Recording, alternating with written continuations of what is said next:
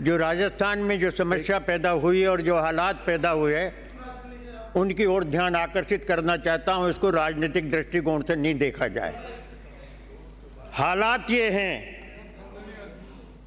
कि बच्चों की खरीद फरोख्त दिल्ली के दलाल आदिवासी क्षेत्र में 20,000 में खरीद कर 8 लाख में बेच रहे। गर्भ में ही बच्चे का सौदा, लड़का हुआ तो 40,000 और लड़की हुई तो कम।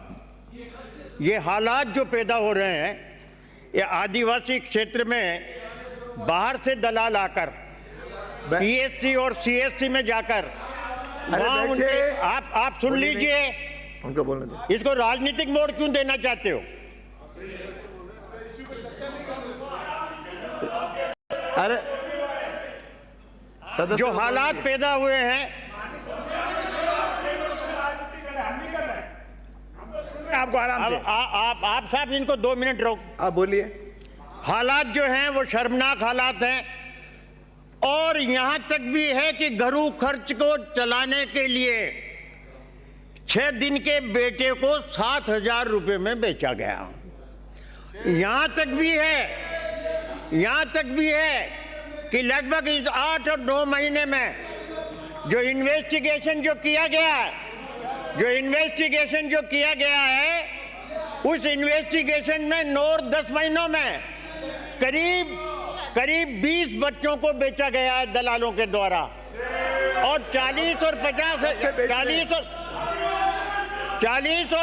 हजार रुपए में 40 और 50 हजार रुपए में इस समस्या के समाधान।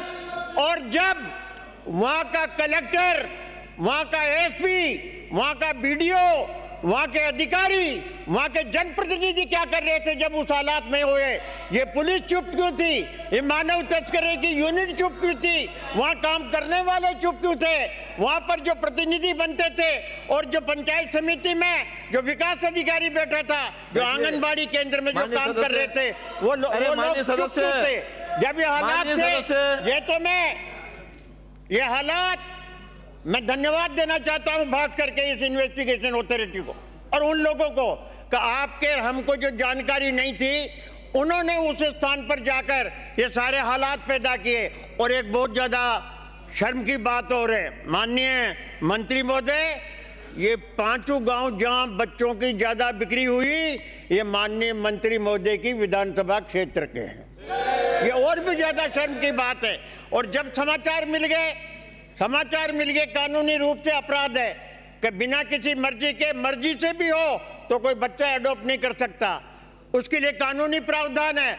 वो प्रावधानों को छोड़ करके और उन प्रावधानों से अलग हट करके चुपचाप दलाल उन बच्चे और बच्चियों को खरीद करके बेचने जा रहे थे। ये तो अच्छा हो, सरकार ने तो इसको कॉग्निजेंस नहीं लिया। अखबार में होने के बाद भी माननीय मुख्यमंत्री जी का ध्यान नहीं गया, अखबार में छपने के बाद भी माननीय गृह मंत्री जी का ध्यान नहीं गया। ये मानव अधिकार आयोग के अध्यक्ष ने जो आदेश दिए और वो पूछ रहा है सरकार से कि ये क्या हो रहा है, उन्होंने सीधा इस अखबार के माध्यम से कॉग्निजेंस लेकर के और डीजी को लिखा कि इस बात का पता लगाइए क्या सरकार के गृह मंत्री जी का, माननीय मुख्यमंत्री जी का समाचार पत्रों में प्रकाशित होने के बाद ये कर्तव्य नहीं था कि उन अधिकारियों को बुला करके पूछे कि मेरे राज्य में क्या हो रहा है, इस 9 महीने के अंतराल में एक इस प्रकार की स्थिति क्यों बनी? ये विचारणीय प्रश्न आपके लिए भी हमारे लिए भी।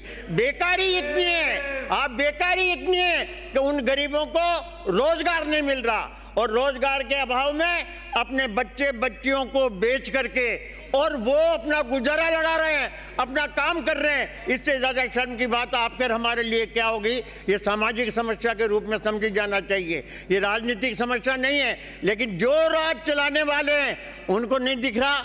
9 महीने से राज कर रहे हो कि हमारे हालात क्या हैं, हमारा एसपी क्या कर रहा है, हमारे यहाँ दलाली क्या कर रहे हैं, हमारे कर्मचारी क्या कर रहे हैं, हमारे यहाँ किस प्रकार ये सौदागिरी हो रही है और बच्चे बच्चियों को बेच करके रोज गुजारा लड़ रहे हैं। क्या ये सरकार को नहीं दिखा?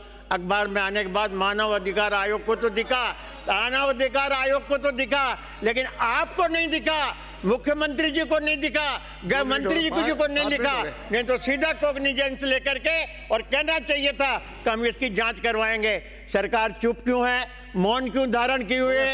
इन लोगों के लिए 7 मिनट हो गए, 2 मिनट के 7 मिनट हो गए।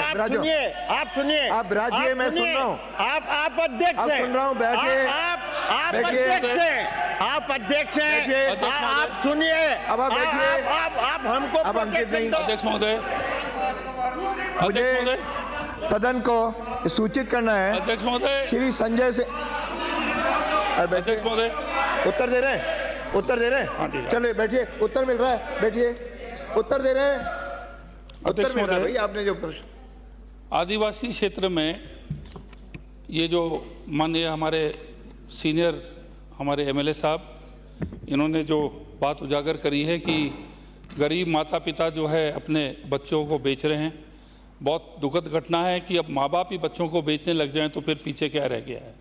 ये अभी जो है, उत्तर सुनिए भाई, मैं उत्तर दिलवा रहा हूं, फिर भी अरे उत्तर दिला, नहीं तो उत्तर नहीं आएगा, फिर उत्तर नहीं आएगा।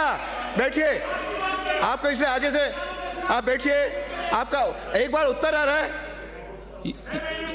अध्यक्ष महोदय, आप बताओ। इसमें जो है फलासिया और बागपुरा पुलिस स्टेशन के अंदर 7 प्रकरण दर्ज हुए हैं, जिनमें 6 जो प्रकरण हैं वो 2023 में दर्ज हुए और 1 प्रकरण जो है वो 2024 में। ये प्रकरण के सब मेरे पास डिटेल्स है। 6 2023 में हुए और 2024 में खाली 1 हुआ है। हमने पुलिस को अलर्ट कर दिया है। इसके अंदर जो है अध्यक्ष महोदय, ये सरकार चाहे कोई भी हो, इसमें काउंसलिंग की जरूरत है, एनजीओ की जरूरत है, और इसके अंदर क्या है कि समाज की जरूरत है सबसे ज़्यादा, सरकार नहीं, समाज के लोग मिलकर ये सब करेंगे, तभी ये आपके ऐसे हादसे खत्म होंगे। मुझे